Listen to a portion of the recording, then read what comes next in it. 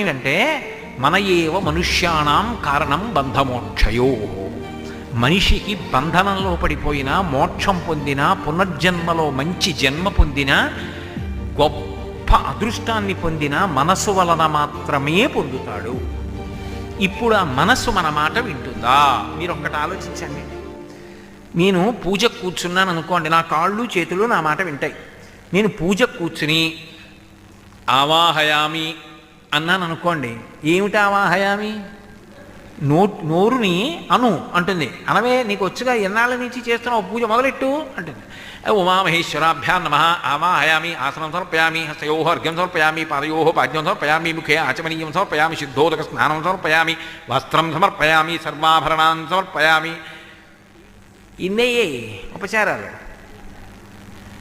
అది మనసు అక్కడికి రావాలనుకోండి, మనసు నిలబడాలనుకోండి,